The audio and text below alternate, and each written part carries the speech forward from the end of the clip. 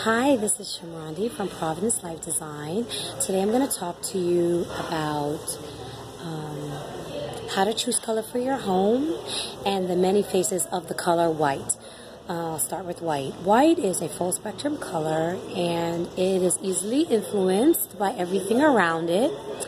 And it comes in many hues. Right? White itself comes in many hues. Okay, so all of these are different types of whites. Some of them have a blue hue, some have a pink hue, some has a purple hue, some has a beige hue, some has a taupe hue, some has a yellow hue. So whites themselves come in so many colors that a lot of paint providers, they are going to have, more than 100 for you to choose from.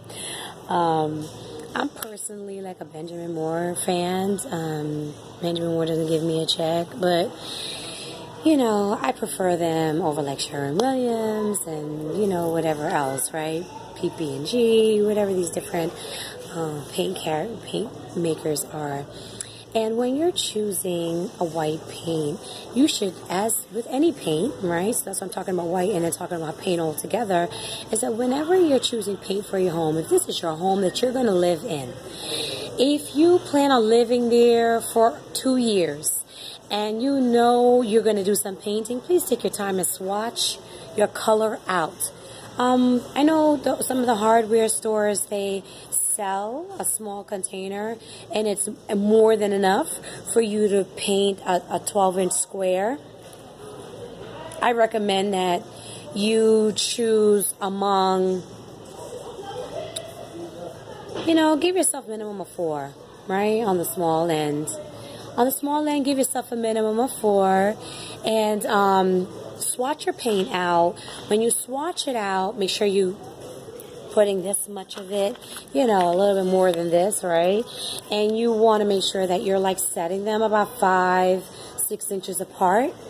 And it would also be helpful for that wall to be exposed to whatever the light source in that room is. So if it's natural light source, if it's an artificial light source, make sure that it is a wall that is affected by light. All right, so that's where your light is bouncing off of it. It shades well, all of that. The other thing about choosing paint, okay, I'm just going to pull up a quick color wheel. Let's say, for instance, I want to point this out because, taste is everything and style is everything, right?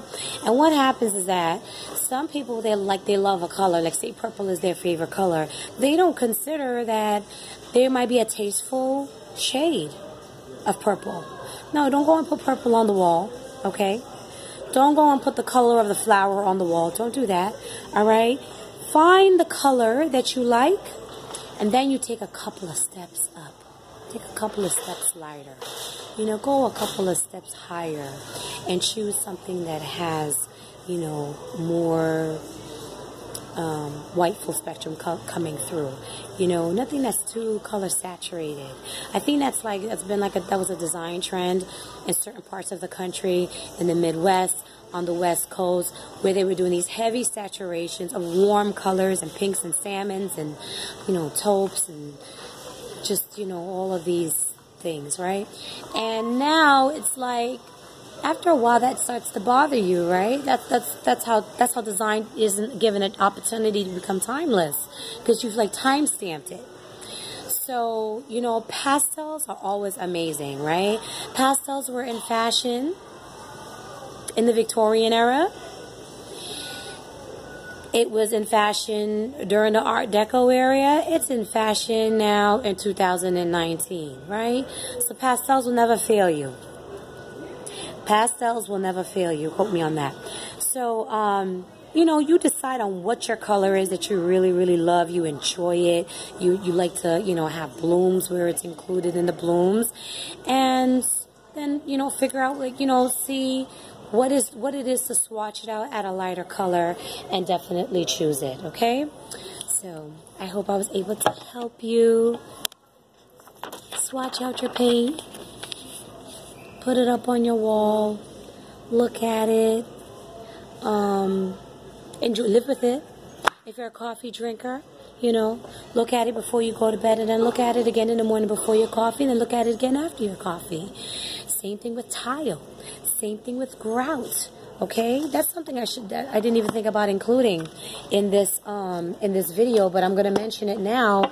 When you are choosing flooring, grout, porcelain tile, porcelain plank, ceramic, square tile, large format, it's very important to consider and think very well about your grout colors, because grout affects a tile aesthetically the same way paint does. Okay? So when your installer says, oh, I got your grout, I'll cover you for your grout in your thin set.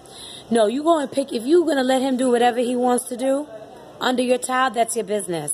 When your tile starts buckling and doing weird stuff, that's between you and your tile. But for your tile to look great and you want to have a seamless floor, you know, if you have rectified tile, pressed tile, the color of your grout is so important. It can really affect a tile, the way it performs in your house, the amount of grout lines that you see, the breakup on your eye aesthetically, you know, how your space, how the furniture performs in the space. Grout lines are super important. I don't think people think about that until after it's all said and done.